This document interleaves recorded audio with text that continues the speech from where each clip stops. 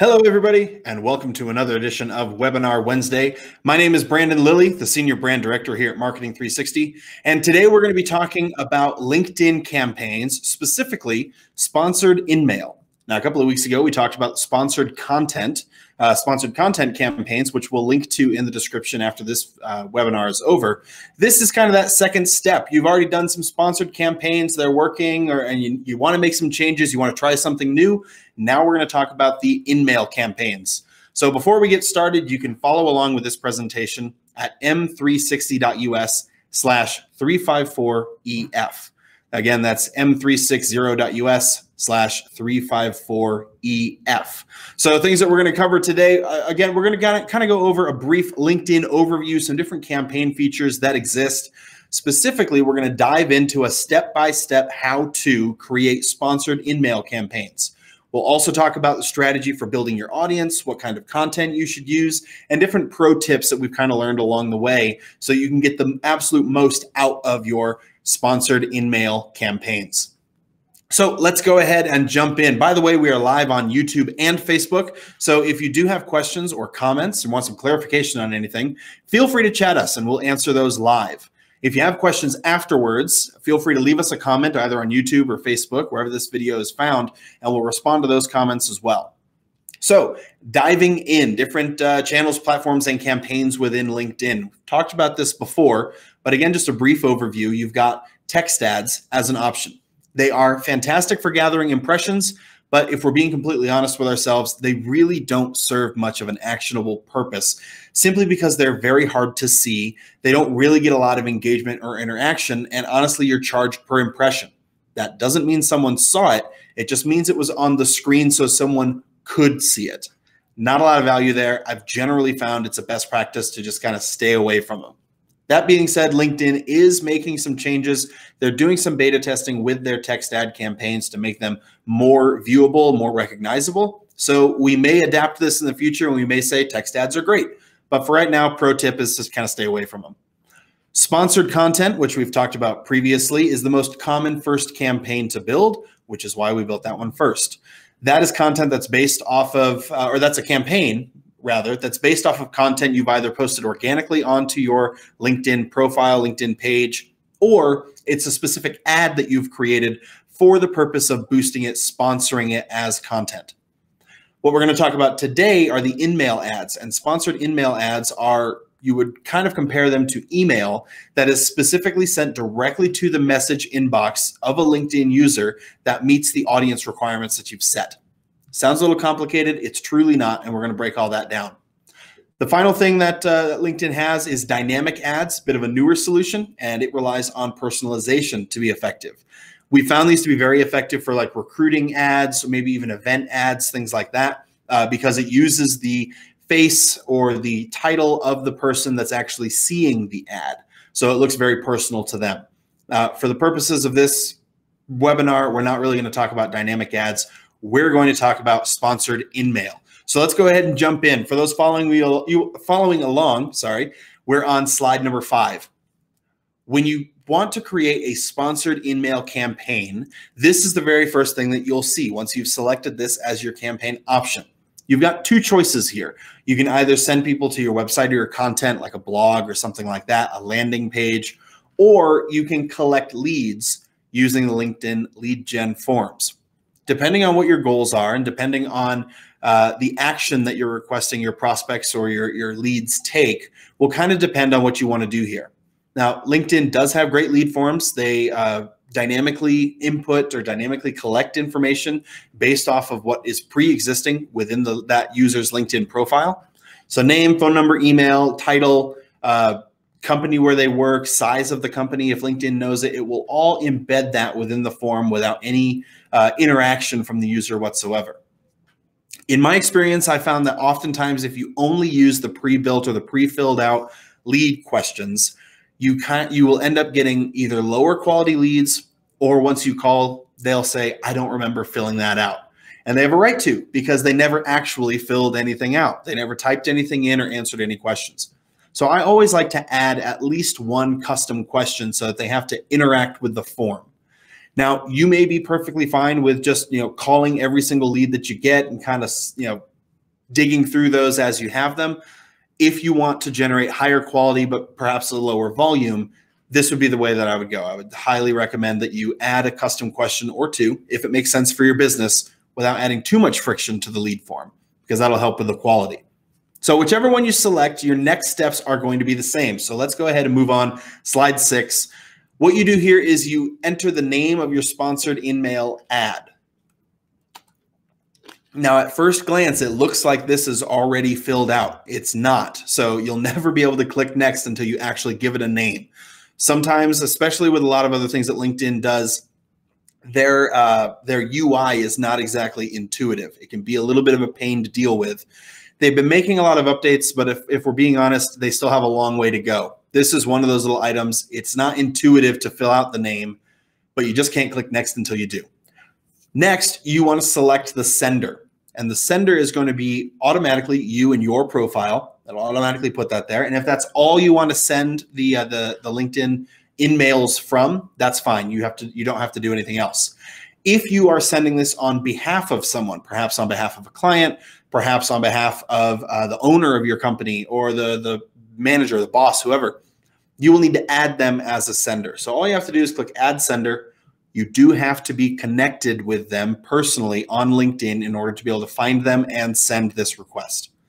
Other than that, it's very simple. You make sure that you're connected with them. You add them as a sender. They get a notification on their own profile. They accept. Problem solved. You're good to go. Refresh your campaigns. You'll see that they are in here. So we've selected Jerry Kelly, who's our Chief Marketing Officer here at Marketing 360. We're going to send a InMail on his behalf. So let's go ahead and move on. Next thing, once you've named it, you've selected your sender, you get to go to the campaign setup. First thing is your subject, and then beyond that is just your message text, just like you're writing an email. One thing that kind of sets InMail apart from other campaigns that you may have seen is this is very personal, and you want it to be personal. People on LinkedIn are used to getting messages from colleagues. They're used to getting messages from people that are in their same industry, questions, responses, even sales, things like that. So this is a very personal connection, just like you would want to make sure that your personal connections that are texting you or messaging you on Facebook, it doesn't seem like a bulk blast. No one even likes to get an email where it just says, hello user or hi friend, something like that. You want it to be personal to you. You interact with it more. So first things first, make sure that your subject line is something that's engaging and it's something that they'll connect with. And next, make sure you use their name. Try to use their name at least once. I don't think that you should go super overboard with that because then you start sounding creepy and disingenuous. But just write the email exactly as if you were going to be writing an email to somebody anyway. In this particular campaign, this is going to be going out to individuals that have already gone to the Marketing 360 website. They already know who we are. We're just reaching out to them just to communicate and see, how's your marketing going? How are things, is it working for you? Have you grown? Have you not? If you have, awesome. We're going to give you a free CRM. That's excellent, right? It's a great call to action. You can see it embedded in there in the body of the text. It's just a link. Just click here to set up your profile. Or if you want to have a second set of eyes on your campaign, you want to learn a little bit more about Marketing 360, we'd love to schedule a chat, right? Pretty straightforward. We've got that little embedded link in there, easy to work with. On this same page, if we move to our next slide, slide number 8, for those of you following along, you'll see that we have a landing page URL, a call to action button. This is where we also select our form. And then we also have a banner creative. So all of this is included in that build page. So you write your email, you hit next, and now you get to select your landing page URL and the free consultation or whatever you want that to be called. For people that don't click on that button or that hyperlink within the body of the InMail, there are also other options that will take them elsewhere. The free consultation, this blue call to action button, will show up at the top and at the bottom of the InMail so people can interact with it. Additionally, this creative, this 300 by 250 pixel creative, will show up in the upper right-hand corner of the LinkedIn message inbox when they click on it. I highly recommend that you do this because if you don't, that is still advertising space that LinkedIn will use, and they will put any ad there that is paying for it. Now, you can't go and try to show your ads on competitors that maybe aren't utilizing this or anything like that. This is just a space for you to utilize your own designs and kind of take over that area. It needs to be 300 by 25 by 300 pixels by 250 pixels. When you upload it, for some reason, again, their UI, it just kind of crams it into that corner there. It doesn't really give you a great view of what it will look like. I specifically uploaded a form that was, or an image that was too wide. So if you look at that little thumbnail in the bottom right-hand corner there, you can see where LinkedIn, the system automatically kind of cut off the edges. If you don't have something that's perfect, you can use something close and it will attempt to resize it as much as it can. So that's something to consider. You also see the form template there. Now, if you haven't already created a form, then all you have to do is hit the create new form template. It builds it out. It kind of pops up. You build it, you save, and then you can select it from that drop down. So very straightforward, simple process. Not even really anything that we need to discuss because it is so straightforward. Click a couple buttons and save it. If you have already created forms, maybe this is your second kind of campaign and you want to use the same form, no problem. You just select from the drop down, click whatever you want, and you can utilize that form. All right, let's move on. Here's our next steps. So directly after you have filled out the body of the InMail, you've selected your copy, you selected if you're using a form. If you're not using a form, you don't have that option. You just have those call to actions. Then you just click over next, save. All right, now we're technically in step 2. This is taking us back to the creation of that initial ad. You can create another ad, and LinkedIn will A/B test up to 100 ad variations to see which combination of text is going to work best. In this situation, we're not super worried about it. We don't need to create 100 different versions, so we're just going to move on and click next and go to slide 10. This is your audience setup. And aside from ensuring that you have built out valuable, informative, personalized copy within that InMail body, this is going to be the next most important thing you can do. It's select the right kind of audience. Now for us, the audience that we're using here is an all site visitors. We are using this as a part of a retargeting campaign. If you visited our site, we want to ensure that we're able to reach out and communicate with you. So we have included, you can see there, the all site visitors. If you don't have this already and you want to create a retargeting list, you can just click on create an audience. And then you can start to build that out, fill it up. LinkedIn will always require that you select a location. Now, this can be your city, it can be the town, it can be a country, it can be a lot of countries or a lot of cities, just depending on what you're trying to reach. For us, we're targeting people in the United States that have visited our site. So that's why it's built like this. Additionally, this is a new feature within LinkedIn. We are targeting people who permanently live or work in the US, not people that are visiting or traveling through or coming in from Canada or coming in overseas, something like that, for this particular audience. For other audiences, other campaigns, or for those of you that are watching, it may make sense that you want to target people that are traveling through, especially if you're in the hospitality or hotels or anything like that. By utilizing this, you can also target people that are visiting, not just people that live there. Especially if you're in the tourism industry, it could be incredibly valuable. So keep things like that in mind, and let's move to our next slide. After you select that first part of the audience, this is all the same page. Now you can start to refine it, and you can refine by a lot of different things: the company name, member schools, degrees, job titles, functions, years of experience, how old the individual is, things like that, or the group of people you're targeting. Some of these targets will not allow you to select other ones if you're already utilizing them, okay? So job title, job function, they're going to be the same thing with slightly different goals, so you can't select both. Fields of study and degrees, I believe, is another one. You can't do both of those. A degree is very specific. A field of study might be a little bit broader. So you want to play around and test. Decide what's going to be your best type of audience to create, and how big is that audience, or how small. If you find that it's just far too big and you think you're going too broad, well, try to narrow it. If it's too narrow and it looks like the campaign's not running or not running well, feel free to broaden it out and find different ways to target. We're not explicitly targeting any specific criteria here because, again, this is a retargeting campaign. We've already spent the time, money, and energy, the investment to get people to go to marketing360.com. We're assuming at that point they are the correct audience that we want. So we're just going after everyone who has visited the site. We don't have to narrow this any further. There's two other options here that you'll want to consider. One is enabling the LinkedIn Audience Network. This is very similar to what you would see on Facebook or on Google when you're just expanding the network so that it's not only on properties that are owned specifically by LinkedIn or Facebook or Google. This helps you to reach your audience on kind of a premier network of publishers beyond LinkedIn. So you may find that there's value there. You may find that that just gets too broad and it doesn't really reach people in the mindset or with the motivation that you're wanting. You can select or unselect that. There are also some advanced options that you can help to choose based on the content you want. And finally, down at the bottom is enable audience expansion. Now, normally for a retargeting campaign, I would not check this, this button, specifically because I don't want to have LinkedIn's algorithm expand my audience. I'm only targeting people that have previously been to our website. However, we want to ensure that if you are utilizing this, I checked it so we could see the little tooltip there. This helps you to target new audiences that are similar to the audience for this campaign.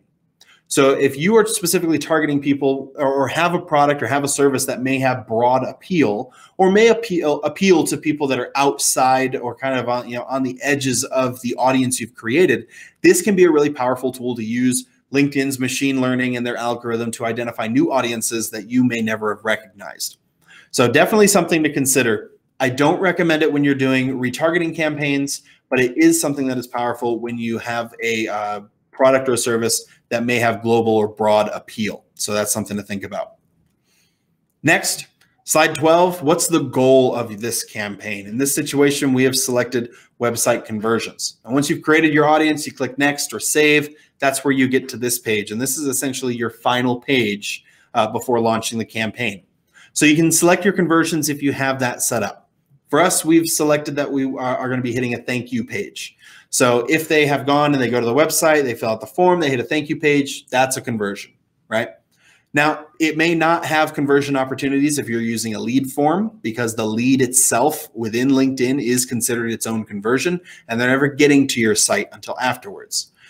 You may also track other things as conversions based on where they go on your site, those sorts of goals. But I highly recommend always, if you have the opportunity, track your conversions because that's how you can identify if this is actually making you money, right? So we've selected our conversions, given ourselves a daily budget of $25. LinkedIn, unlike a lot of other marketing platforms, does have a minimum daily budget per campaign. So their minimum daily budget is $10. So keep that in mind. And that has caused this concept of this idea that LinkedIn is too expensive. It's truly not. If you have targeted correctly and if you have the budget to allow it to do what it does very well. So $10 a day is the minimum budget, but that does not mean that LinkedIn will spend that much. It may spend $1 this day. It may spend $12 this day. And the campaign can actually spend up to 20% higher than what your daily budget is. So whatever the minimum is, it could spend 20% over that or whatever you bid. Additionally, if your automated bid or your cost per click bid, whichever you've selected, is more than $10 or is more than the daily budget that you have selected, LinkedIn will not allow it to run. If you're bidding $13 per click, then your minimum daily budget will be $13. It will not be $10. So you do have to keep that in mind. No real data yet that I have seen as to which is better, the automated bid or the cost per click bid. Cost per click is manual. Automated uses LinkedIn's algorithm to identify where you're going to get the most conversions for the budget.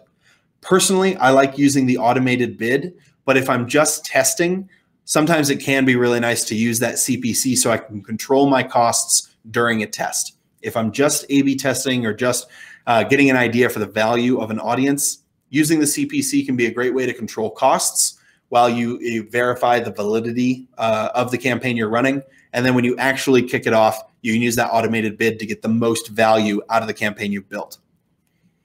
Some additional options, you can start the campaign immediately, schedule a start date if you've got holidays or promotions coming up. You can give it an end date, which is nice because you don't want to have your ads or your ad copy just running continuously, right? Because it spoils very quickly. So give yourself a campaign end date so you're not just out there running ads, and just kind of boring people, not getting in front of the right people anymore. You can also give yourself a total budget, which is nice if you don't really have an end date, but you do have a set budget or a set amount that you want to spend. Maybe you don't care if it runs for 2 or 3 months, as long as it spends no more than $1,000. Perfect. You just set your total budget there. And then you also select whether you're optimizing for performance with your ad rotation or allowing the ads to enter the auction evenly. Now, we do always recommend that you are optimizing for performance because that allows LinkedIn's algorithm to identify the ads that are working best. However, if you are trying to test different ads, specifically, you want to give them all the same opportunity. You're running a week-long test, you have a certain amount of budget, and all this is to prove the value of certain types of ads at a lower budget before you really kick off your big campaign. At that point, I do really like giving all of the ads the opportunity to run evenly, because I will at a later date take the winners and create a new campaign that is then optimized for performance with a much higher budget, right? So that way you can control your costs, and you can also identify which ads, all things remaining equal, are actually your best ads.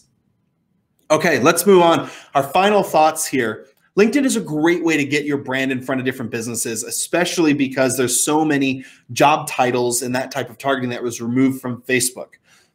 Much like Facebook, LinkedIn is very much that intent-based type of marketing. Sorry, it's not intent-based. It's based on actions that you take online, and you kind of fit into this mold or this audience or whatever that they kind of believe you fit into. However, unlike Facebook, LinkedIn lets you really narrow down based on information that is specifically on a user's profile.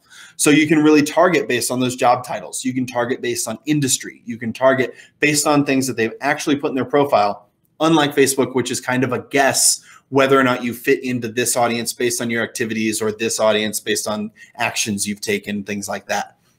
So incredible way to target, especially if you need to target specifically job titles or certain industries.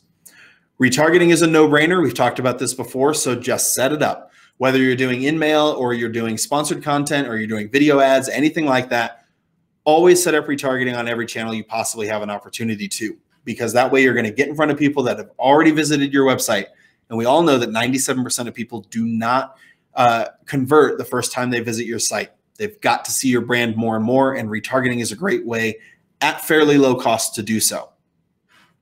One other thing that I've discovered is that LinkedIn is a good lead influencer. However, it's not always a fantastic lead generator.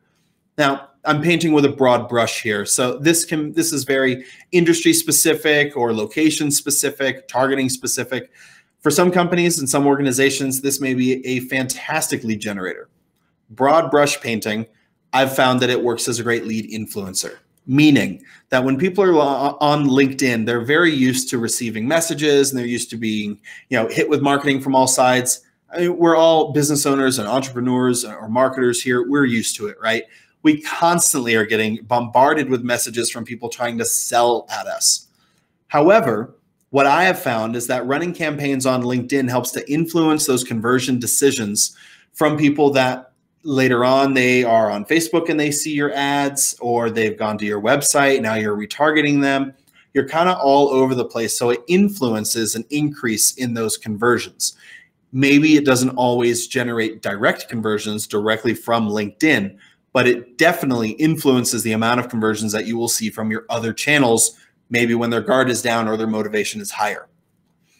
And finally, real people use LinkedIn, just like we talked about here. So you don't just have to be a B2B company to see great value. You can also be B2C, and I'm seeing it more and more. More companies are using this to reach out and sell product, not just service. They're reaching people, not just businesses. And business decisions are made by people. So definitely something to consider there. There's a lot of value in LinkedIn, whether it's B2B or B2C. Thank you guys so much for watching. I know we blew through a lot of content there. We will link to our other webinar where we talk about how to build sponsored content campaigns here shortly. This was the webinar on how to build InMail campaigns. I recommend you do both of them, and you also make sure that you're setting up retargeting. If you want to check out this presentation again, you can go to m360.us/354EF. Again, that's m360.us/354EF. Additional resources are available for free, obviously, on youtube.com/marketing360. And you can always learn more about us at marketing360.com/start. Thanks so much for watching. Again, my name is Brandon Lilly with Marketing 360. Happy marketing.